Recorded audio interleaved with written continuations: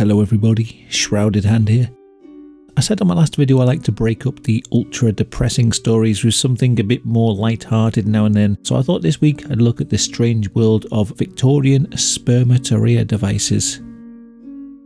In the mid-1800s, English doctors became obsessed with the condition known as spermatorrhea.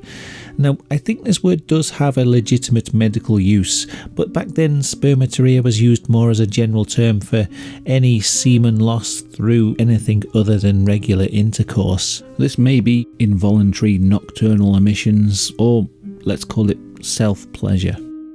Too much of this sort of thing was thought to negatively impact a man's mental and physical health. This idea was championed in 1835 by a French doctor named Claude Francois Lallemant. He wrote a treatise on spermatorrhea in which he said, involuntary seminal discharges were sufficiently serious to disorder the health of patients considerably, and even sometimes to cause death. After too many seminal emissions, he said, the mind becomes enfeebled and incapable of protracted attention, and the patient feels that he is no longer fitted for his usual avocations. His disposition undergoes an equal change. He becomes morose and suspicious, fond of solitude. The body gradually emaciates, especially about the lower extremities. The aspect becomes dejected. The patient seldom raises his eyes to the person he addresses, as if conscious that the expression of his countenance would reveal his wretched condition. Digestion is impaired and accompanied by pain and flatulence, the bowels almost invariably costive. And so it was thought the patient would continue to deteriorate until something could be done to stop his discharges. There were quite a few medical procedures designed to stop a man having his emissions.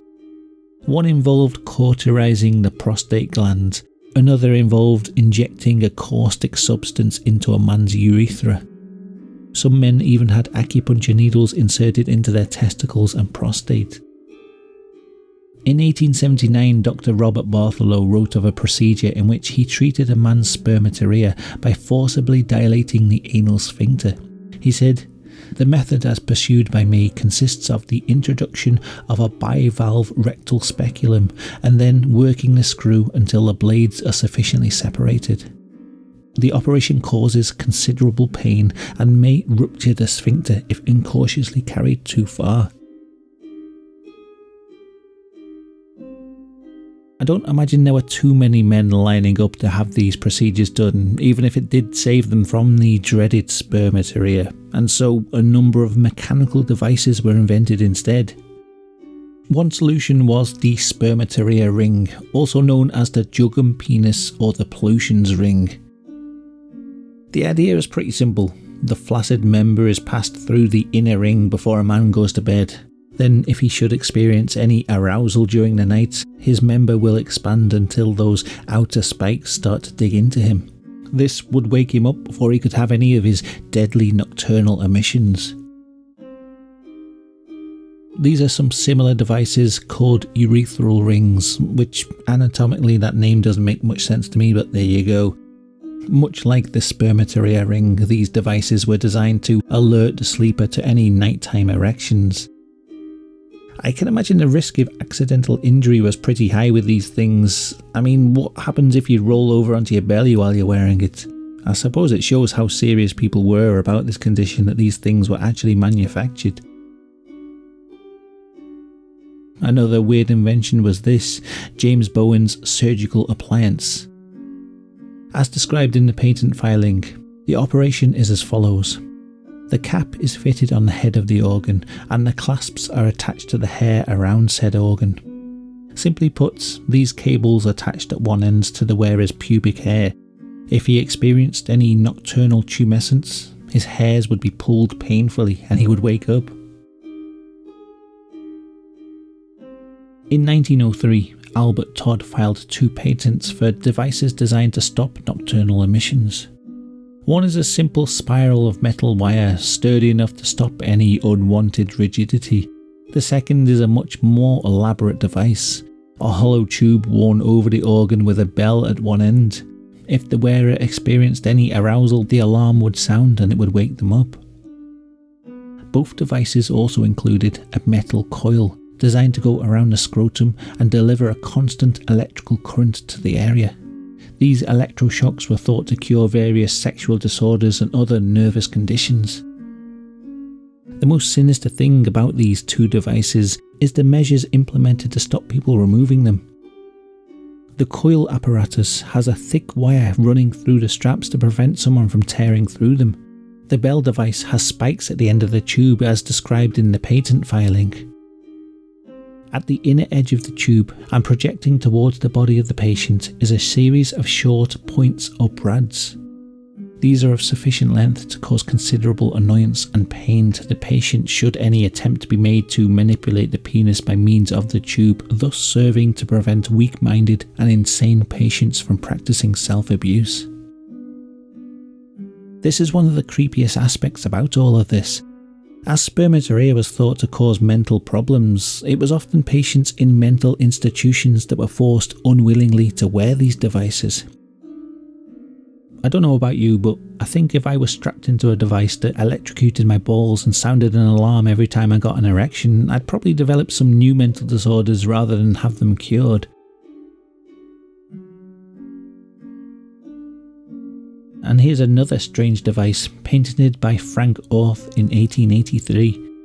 It consists of a sort of hollow envelope designed to enclose the genitalia. The man's member goes into the hollow tube, which has a special valve designed to react to any expansion. The whole thing is hooked up via a hose to a supply of ice-cold water. As you've probably guessed, any unwanted growth in the nether regions would cause the valve to open, sending freezing cold water into the tube and causing significant shrinkage. Yet another torturous device was invented by John Long in 1889. It works in much the same way as many of the other instruments shown in this video. A ring around the genitals reacts to any sudden change in girth. In this case, it closes an electrical circuit which sends a painful shock to two metal rings placed on the man's fingers.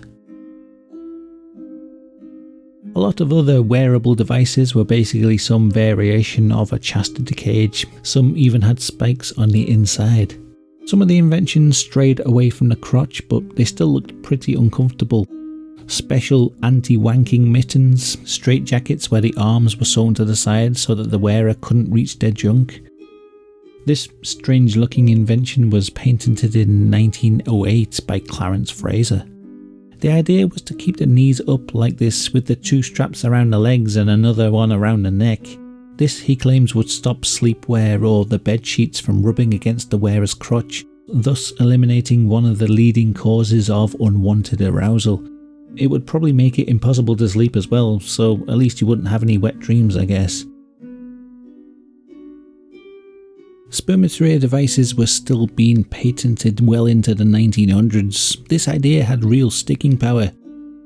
Eventually it fell out of favour, although we do still see vestiges of it today. If you're familiar with nofap, coomerism or no nut November, you'll know the idea that seminal loss being linked somehow to a person's character and their mental health is still a pretty popular idea among some circles. Thankfully, its modern incarnation seems to be a voluntary show of restraint rather than something that's forced on mental patients. So, I hope you enjoyed this slight change of pace for the channel. I do like to mix up the content now and then. I'm not sure if people will find this sort of thing interesting or disgusting. If anything, I might have given you some ideas for Christmas presents. So, big thanks to the patrons. Your support is highly appreciated. I wouldn't be able to cover these weird sort of topics without you because I doubt it's monetizable, so thank you very much. If you're new here, then check out my channel and here's some more videos you might enjoy. Until next time, goodbye.